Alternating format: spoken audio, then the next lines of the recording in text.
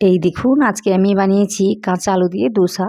তো এটা আপনি যখনই মন করবেন তখনই কিন্তু বানিয়ে খেতে পারবেন। দেখুন কতটা মুচমুচেভাবে তৈরি হয়েছে, যে কেউ কিন্তু সহজেই বানিয়ে নিতে পারবে। তাছাড়া যেকোনো তাওয়াতেই কিন্তু তৈরি করে নেওয়া যায়। তো দেখতেই পাচ্ছেন আজকে আমি এইরকম একটা তাওয়াতে বানাচ্ছি। তাও দেখুন কত সুন্দরভাবে উঠে এসছে।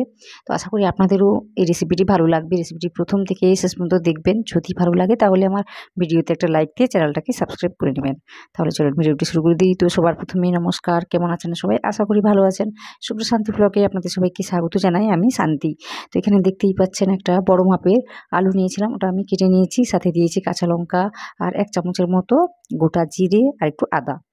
তারপর দিয়েছি আমি 3-4 চামচের মতো টক দই। একটু বেশি করে থাকলে বেশি করে দিতে পারেন। তো আমার কাছে 3 থেকে 4 চামচের মতো ছিল। তো ওটা দিয়ে একটু জল দিয়েছি, দিয়ে না সুন্দর করে একটা পেস্ট বানিয়ে নিয়েছি। তো দেখাচ্ছি ঠিক কীভাবে কাজটি হয়েছে বা এটা কী কাজে লাগবে। তো রেসিপিটি দেখতে থাকুন, আশা করি সবকিছু বুঝতে পারবেন। তো এখানে আলাদা করে একটা পাত্র নিয়েছি। ওতে না আমি কি করেছি, ওই যে আটা দিয়েছি, দেখতেই পাচ্ছেন 1 কাপের মতো। তারপর আমি 1/2 কাপের মতো সুজি দিয়েছি। তারপর যেটা দিয়েছি সেটা হলো এই যে বেসন। এটা দিলে না খেতেও ভালো লাগে, তাছাড়া রংটা খুব ভালোভাবে আসে, যার কারণে দেওয়া। তো 2 থেকে 3 চামচের মতো দিতে হবে। দেওয়ার পর সবকিছুকে ভালোভাবে মিশিয়ে নিয়েছি। মিশিয়ে নেওয়ার পর এতে আমি যেটা দেবো সেটা হলো ওই যে মিশ্রণটা বা কি বলবো আলুর পেস্ট। তো ওটা আমি দিয়েছি, দিয়ে না ভালোভাবে মিশিয়ে দেখবো কিভাবে কি কাজটা হয়। তো বুঝে শুনে জলটাকে দেবো। তো প্রথমে আমি কি করেছি, ওই জারটাকে ধুয়ে একটু জল দিয়েছি, তারপর মিশিয়ে দেখবো কিভাবে কাজটি হয়। যেহেতু সুজিটা আছে যার কারণে জলটা একটু বেশি করেই লাগবে। তো এখানে দেখতেই পাচ্ছেন ভীষণই গাঢ় গাঢ়ভাবে দেখাচ্ছে। তো এইভাবে হলে হবে না। তো এখানে আমি আরও 1/2 কাপের মতো জলটাকে দিয়েছি। তো যতটাই লাগবে আমি ততটা দিয়ে একবারে মেখে দেখাচ্ছি ঠিক কতটা জল লাগতে পারে বা কীভাবে জিনিসটাকে তৈরি করে নিতে হবে। তো একটু সময় নিয়ে মেখে নেওয়ার পর ঠিক এইভাবে দেখতে লাগছে। তো দেখুন এটাও কিন্তু অনেকটা ঘন, কারণ এটাকে আমি 5 থেকে 7 মিনিটের জন্য রেখে দেবো। তখন কিন্তু একটু গাঢ় হয়ে যাবে, আপনারা দেখতে পাবেন। ওই 5 থেকে 7 মিনিটের জন্য আমি সময়টা দিয়েছি, আপনারা চাইলে কিন্তু আধ ঘন্টাও রেখে দিতে পারেন। তো দেখতেই পাচ্ছেন মোটামুটি এইভাবে একটু ঘন হয়ে গিয়েছে। এইভাবে হলে হবে না। তো এখানে আমি কি করেছি, 2 থেকে 3 চামচের মতো জলটাকে দিয়ে আর একটু পাতলা করে নিয়েছি। খুব বেশি পাতলা করে কাজটি করলে হবে না। তো আপনারা দেখতে পাবেন কিভাবে কাজটি হয়।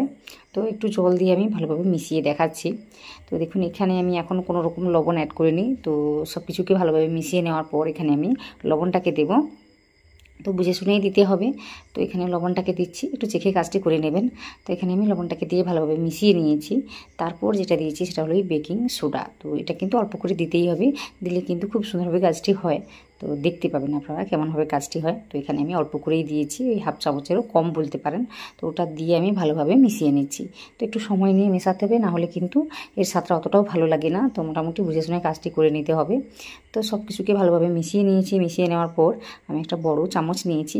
তো ওটা দিয়েই কিন্তু আমি কাজটি করব বা কীভাবে জিনিসটা তৈরি হয়েছে ওটাই আমি দেখিয়ে দিচ্ছি। তো দেখতেই পাচ্ছেন কীভাবে কাজটি হয়েছে। তো ওইদিকে একটা আমি তাওয়া নিয়েছি, এটা কিন্তু ভালোভাবে গরম করে নিতে হবে। গরম করে নেওয়ার পর আমি 2 ফোঁটা মতো তেল দিয়েছি, দিয়ে না সুন্দরভাবে এইভাবে ছড়িয়ে দিচ্ছি। তো এই তাওয়াতে বানাতে হলে কিন্তু এইভাবেই বানাতে হয়, এতে করে কিন্তু সহজেই উঠে আসে। এর আগে আমি কোনোদিনও দোসা বানাইনি, তো এই প্রথমবার আমি বানাচ্ছি। একটু ভয় তো ছিলই, তো একটু সাহস নিয়ে বানিয়ে ফেলেছি। তো আপনারাও দেখুন কেমনভাবে আমি বানিয়েছি। তো তেলটাকে দিয়ে না আর একটু সময় ধরে গরম করে নিয়েছি। তারপর কি করেছি, একটু জলের ছিটে দিয়েছি আমি। দেওয়ার পর গ্যাসের ফ্লেমটাকে একদমই লো করে দিয়েছি। লো করে দেওয়ার পর কিন্তু এই যে 1 চামচ আমি দিলাম, দিয়ে না সুন্দর করে ঘুরিয়ে দিচ্ছি। ওই যে বললাম প্রথমবারের জন্য বানাচ্ছি, তো একটু ভয় তো ছিলই, যে কারণে একটু ঘন করে আমার দেওয়াটা হয়ে গিয়েছে। কাজটি আমি সেভাবে করতে পারছিলাম না। তো আপনারা দেখতে পাবেন কীভাবে কাজটি হয়। তো এখানে মোটামুটি সুন্দর করে দিয়েছি। দেওয়ার পর আমি গ্যাসের ফ্লেমটাকে মিডিয়াম করে দেব। তো মিডিয়াম করে দিয়ে একটু সময়ের জন্য আমি এটা হতে দেবো। ততক্ষণে কিন্তু সুন্দরভাবে হয়ে যাবে। তাছাড়া দেখুন আমি তাওয়াটাকে এইভাবে ঘুরিয়ে ঘুরিয়ে ভেজে নিয়েছি। আর যখনই আমি দেখবো নিচ থেকে এরকম ব্রাউন কালার দেখাবে, ঠিক তখনই কিন্তু আমি ওই যে তেলটাকে দিচ্ছি 1 চামচের মতো, তেলটাকে দিয়ে না ব্রাশ করে দিচ্ছি। তো এইভাবে কিন্তু কাজটি করে নিতে হবে, এতে করে কিন্তু সুন্দরভাবে তৈরি হয়ে যাবে এবং জিনিসটা সহজেই উঠে আসবে। তো এইভাবে আমি কাজটি করে নিচ্ছি। তো একদম যখন ব্রাউন কালারের হয়ে যাবে তখন কিন্তু এটাকে উল্টে দিতে হবে বা তুলে নিতে হবে। তো দেখতেই পাচ্ছেন খুব সহজেই কিন্তু উঠে এসছে। কাঁচা আলু দিয়ে এরকম দোসা একবার বানিয়ে দেখবেন, খেতে কিন্তু দুর্দান্ত লাগে। হয়তো দেখে কেমন কেমন মনে হচ্ছে, কিন্তু খেতে দুর্দান্ত লাগে। তো একবার হলেও বানাবেন, তারপর আমাকে জানাবেন। তো দেখতেই পাচ্ছেন কতটা ক্রিস্পিভাবে তৈরি হয়েছে। তো এইভাবে কিন্তু আপনারাও তৈরি করে নিতে পারবেন। তো আরও একটা আমি দোসা তৈরি করে আপনাদের দেখাবো। আর এইগুলো কিন্তু বানিয়ে সাথে সাথে খেয়ে নেবেন। তো একটু সময় ধরে রেখে দিলে আমি দেখেছি নেতিয়ে পড়ে। তো মোটামুটি আপনি যদি সাথে সাথে বানিয়ে খান তখন কিন্তু ভীষণই ক্রিস্পি থাকে, খেতে কিন্তু দারুণ লাগে। তো আশা করি আজকের রেসিপিটি আপনাদের ভালো লেগেছে। যদি ভালো লেগে থাকে সেটা কমেন্টে জানাবেন, সাথে সাথে আমার ভিডিওতে একটা লাইক দেবেন। নতুন কেউ হয়ে থাকলে অবশ্যই আমার চ্যানেলটিকে সাবস্ক্রাইব করে নেবেন। সব শেষে ভিডিওটি দেখে নেওয়ার জন্য আপনাদের সবাইকে ধন্যবাদ জানাই।